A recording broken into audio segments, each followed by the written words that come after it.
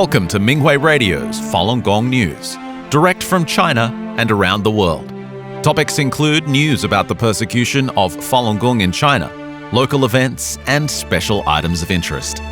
Now for this week's stories.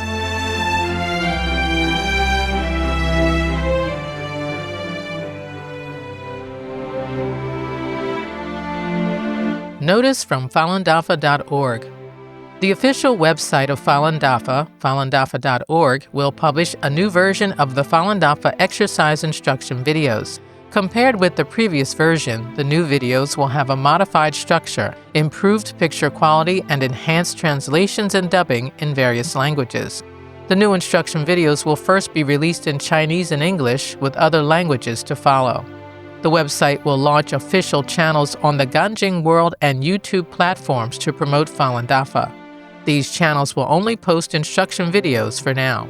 As a reminder, all Falun Dafa books and audiovisual materials are protected by copyright law, including lecture videos, exercise instruction videos, and the Pudu and Jishi music. They may not be republished on personal channels or other unauthorized platforms without permission. Falun Dafa associations around the world are asked to remind practitioners in their countries to respect the copyright of Falun Dafa audiovisual materials and to assign people to regularly check major video platforms for violations. The USA. About 1,000 Falun Gong practitioners in New York held a grand march on July 19th in Manhattan's Chinatown to raise awareness of the 27th anniversary of Falun Gong's persecution. Led by the Tianguo Marching Band, practitioners carried numerous banners and flags containing information about Falun Gong and the CCP's ongoing brutality.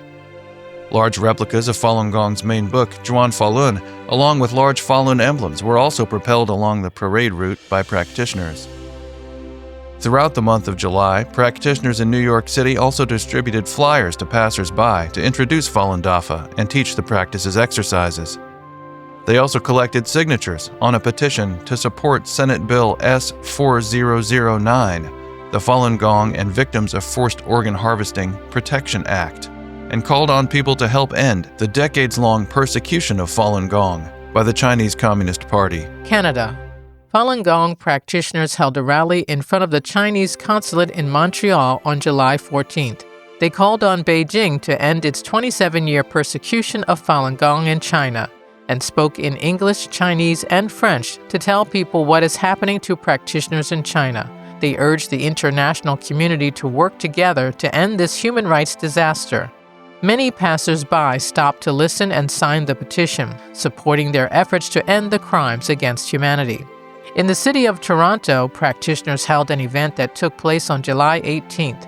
It began with group exercises in front of the Ontario Legislative Building and was followed by a rally and hour-long march to raise awareness of the persecution. A candlelight vigil was held that evening in front of the Chinese consulate, mourning those who have been persecuted to death for their faith. Switzerland. Practitioners held a rally on the shores of Lake Geneva on July 16th to raise awareness of the persecution in China.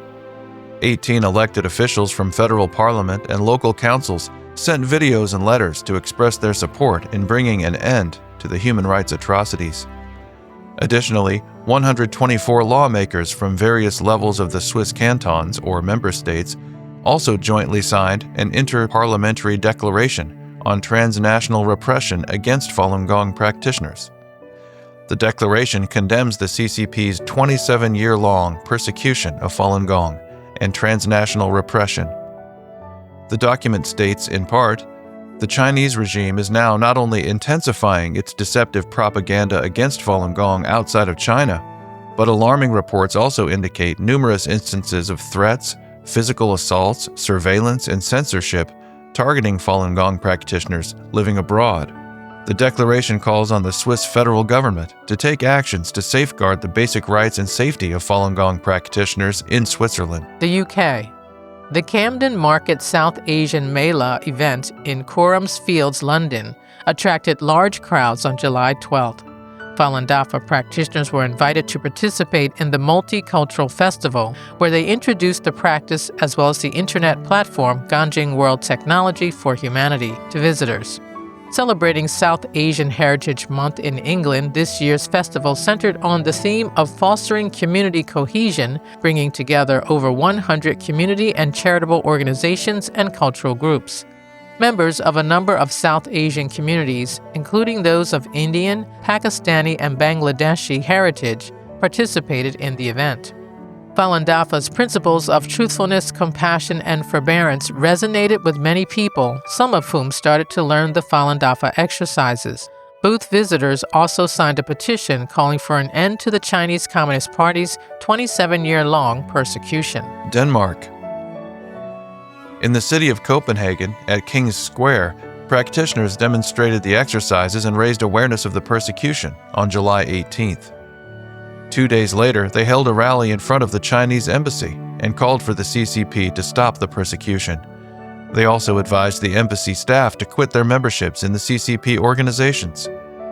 After learning about the CCP's human rights abuses, many people signed the petition, calling for it to end.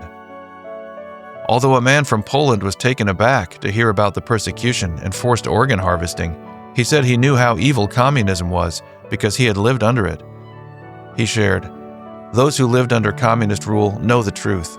It's a pity that so many young people today are misled by this ideology. Humanity ought to return to its tradition and faith." He asked what he could do to help stop the persecution. He signed the petition and said he would spread the message. USA. Kent Cornucopia Days is a nationally recognized and award-winning festival in Washington state. It is one of the official Seafair community events and benefits more than 250 charitable organizations. The annual Kent Cornucopia Grand Parade took place on July 12th as part of the festival. Falun Dafa practitioners from the greater Seattle area participated in the event. The practitioners' entry was very well received and led with banners reading Falun Dafa and truthfulness, compassion, forbearance. A float decorated with lotus flowers carried practitioners demonstrating the Falun Dafa exercises. It was followed by the Chinese waist drum team. As the practitioners proceeded along the parade route, people took out their phones and took photos and videos. Some people gave a thumbs up even before they started performing.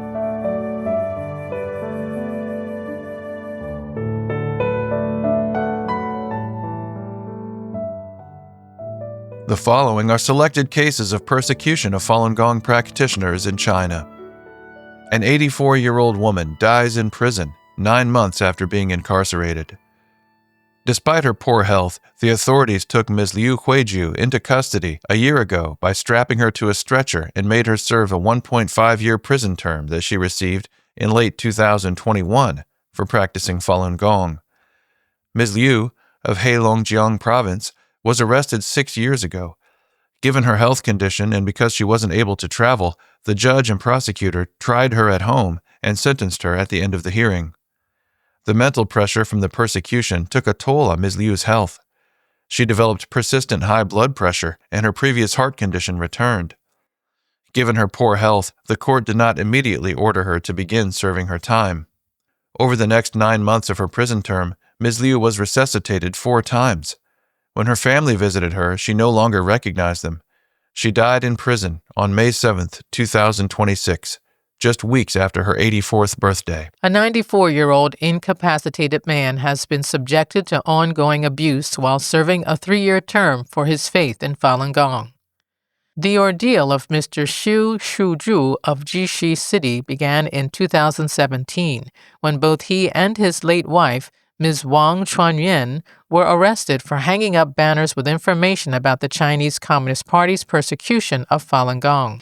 Even though the couple was released on bail hours later, they were each sentenced to 3 years and fined 10,000 yuan. The couple went into hiding after they were sentenced to avoid being imprisoned.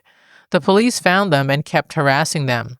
Ms. Wang passed away on September 16, 2025, succumbing to mental distress. She was around 86. Mr. Xu's health continued to deteriorate. He became bedridden, yet 8 officers carried him away. When Mr. Xu's family visited him, he told them, "This is absolutely brutal." He said that he wasn't allowed to talk to the other inmates in his cell and that the food was extremely poor. A 61-year-old woman in Hebei province recently filed for state compensation for the damages she has suffered since the Chinese Communist Party ordered the persecution of her faith. Ms. Gao Chunlian served a 2-year forced labor camp term and 2 5-year prison terms. While in custody, she was beaten, shocked with electric batons, deprived of sleep, and force-fed.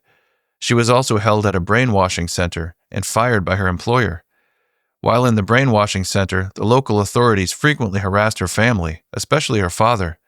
Having witnessed the brutality of the Communist Party during its political campaigns, he was terrified and passed away in 2004. He was only 66 years old. During her time in the labor camp, her 8-year-old son often cried at night. He was bullied and discriminated against at school because of her faith. Over the past 27 years, countless families have been torn apart. Children have become orphans after their parents were tortured to death in Chinese police custody, and elderly parents have lost the care and support of their children. 3 residents in Heilongjiang province are facing indictment for practicing Falun Gong. Mr. Liu Qingfu, Ms. Zhou Yuqin, and Ms. Meng Guilong were arrested in mid-May after surveillance cameras recorded them distributing Falun Gong informational materials. They have since been held at the local city detention center. The district procuratorate recently issued formal arrest warrants for the 3 practitioners, and they are facing indictments. Prior to this latest persecution, all 3 practitioners have been repeatedly targeted for their faith. Ms. Zhou, in her 50s, endured brutal torture while serving a 3-year term at the Heilongjiang Province Women's Prison. She was released in 2023. Mr. Liu, a former middle school teacher in his 50s, was twice jailed for a total of 10.5 years. Ms. Meng, in her 60s, was sentenced to 1 year and released from Heilongjiang Province Women's Prison less than 3 years ago.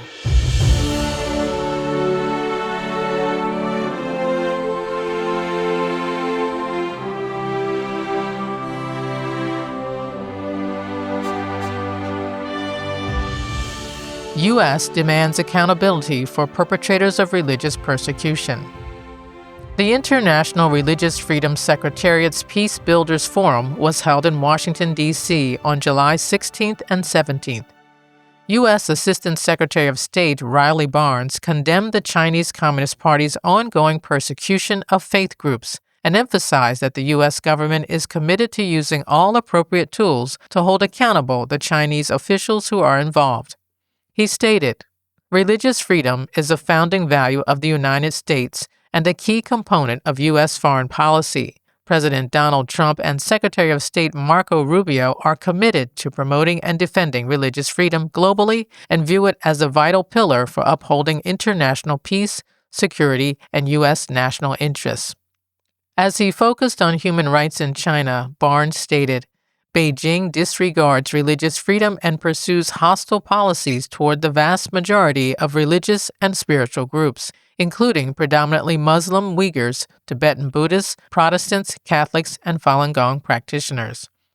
He added, "July 20th marks the 27th anniversary of the CCP's cruel campaign to eradicate Falun Gong. The U.S. government takes attacks on members of religious groups such as Falun Gong seriously and is committed to using all appropriate tools to pursue accountability of Chinese officials' involvement in repressive acts." He continued, "The CCP's ongoing and escalating crackdown on Protestant Christian house churches is a grave threat to religious freedom. Across China, pastors and church leaders have had their churches raided and have been detained and sentenced to heavy prison terms simply for practicing their faith. These raids are not isolated incidents. They reflect the CCP's systematic campaign to silence and suppress Christian churches and their leaders and laity." End quote. The United States has raised concern at the highest levels regarding Beijing's treatment of unregistered Christian groups. In October 2025, Secretary Rubio called on the CCP to, quote, "immediately release the detained church leaders and to allow all people of faith, including members of house churches, to engage in religious activities without fear of retribution." Assistant Secretary of State Barnes outlined several new measures recently advanced by the U.S. government to promote accountability regarding religious freedom.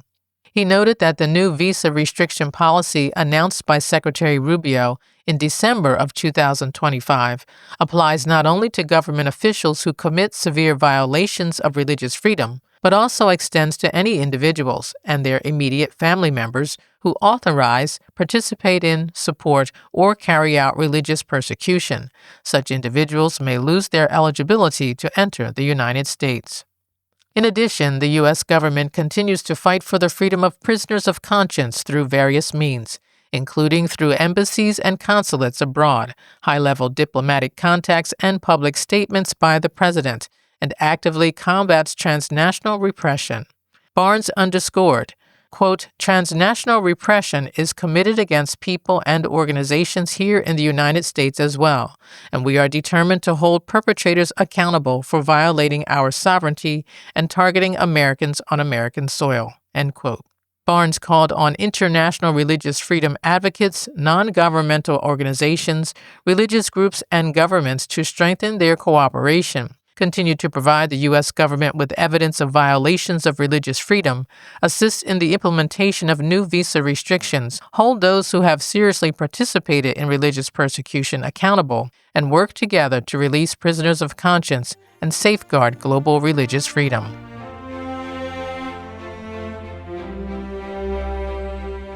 Elected officials and dignitaries call to end the CCP's persecution.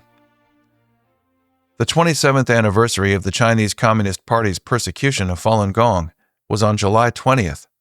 Lawmakers, members of human rights organizations, and the general public all over the world strongly condemned the crimes against humanity perpetrated by the Chinese Communist Party in China and around the world. Here are just a few of the many examples. The German human rights organization Society for Threatened Peoples, or STP, issued a press release condemning the CCP's persecution and transnational repression against Falun Gong practitioners and others in exile. The press release concluded, "Transnational repression threatens not only the fundamental rights of individuals, but also the national security and sovereignty of democratic states. The STP strongly urges the German federal government to consistently prosecute transnational repression under criminal law, to expand effective and efficient prosecution mechanisms for those affected, including Falun Gong practitioners, in Germany and the EU, and to advocate internationally for an independent investigation into the ongoing persecution of religious groups and ethnic minorities in China." Falun Dafa practitioners assembled in front of Berlin's famous Brandenburg Gate on July 18th to raise awareness of the 27-year-long persecution. More than 10 members of German parliament wrote letters to express their support for practitioners and to criticize the harsh persecution. Ronald Glauser, a member of parliament, wrote a letter of support which was read at the rally. It said in part, "I wish to express my sincere solidarity and support for you. Germany and China are trading partners. However, this does not mean we must remain silent when fundamental human rights are violated." Swedish practitioners held a rally in front of the Chinese embassy in Stockholm on July 18th. Numerous officials expressed support for the practitioners, among whom was a Swedish member of parliament, Nina Golem Ali Pour, who has repeatedly introduced legislation meant to help stop the CCP's state-sanctioned organ harvesting, shared something that occurred during Sweden's Almedalen Week last month. He said, "I got an email where there was a person from the Chinese embassy who told me that everything about forced organ harvesting was a conspiracy theory. So even though it is well documented, he tried to convince me that it was all lies. They are trying to build opinion among politicians." Practitioners in Australia held activities in Brisbane on July 18th, which included a march and a rally. The event was well supported by elected officials and community leaders. Queensland Senator Malcolm Roberts wrote, "We stand firmly in support of Falun Dafa, defending the universal rights of conscience and human dignity. We will always stand by your side and support this vital cause." In southern Taiwan, Falun Gong practitioners held 2 candlelight vigils, one in Pingtung City's Millennium Park on July 12th, and the other in Kaohsiung City's Kaogong Canal Waterfront Park on July 18th. The vigils remembered those who lost their lives during the persecution that was launched on July 20th, 1999. The practitioners called on the international community to help stop the persecution. Many public representatives and their staff supported the events. Among them was Kaohsiung City Councilor Chang Po-yang, who took part in the vigil, sitting next to practitioners. Chang referred to Falun Gong's 27-year resistance to the persecution as the ultimate display of courage and perseverance. He added, "We must step up and stand with practitioners.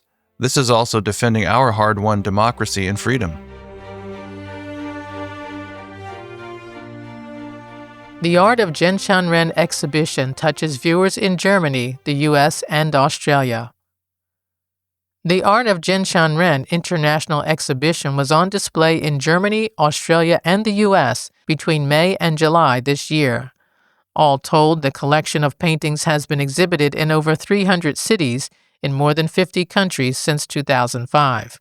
The featured artists all practice Falun Dafa, also known as Falun Gong, a spiritual practice based on the principles of truthfulness, compassion, and forbearance. Since 1999, the CCP has persecuted practitioners, and some of the artists have personally experienced suppression and imprisonment.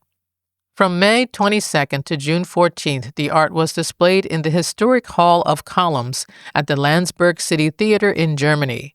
Following the opening ceremony, the newspaper Landsberger Tagblatt published a detailed article about the exhibition, titled "The Visual Voice of the Persecuted."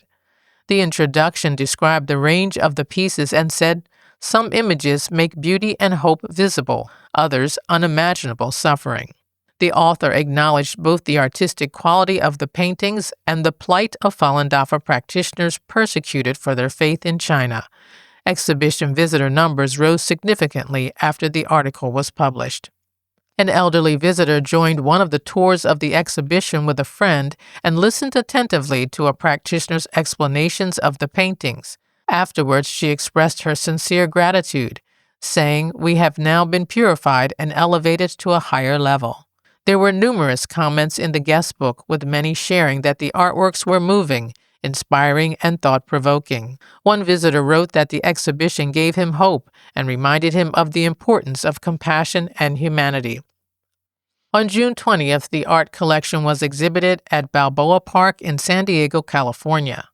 Local photographer Miguel said his professional background gave him a deep appreciation for the paintings. He said, "These paintings are very moving. I especially like these depictions of light and shade.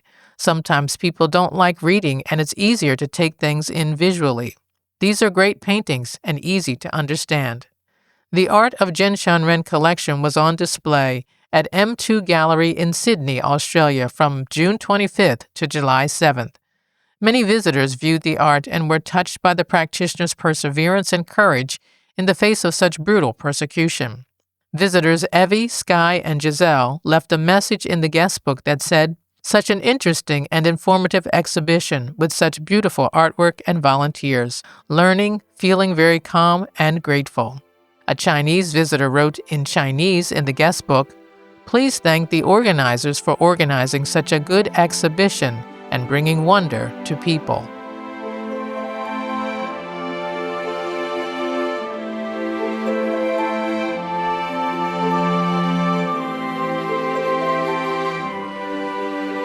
Thank you for listening to the Minghui Radio Podcast.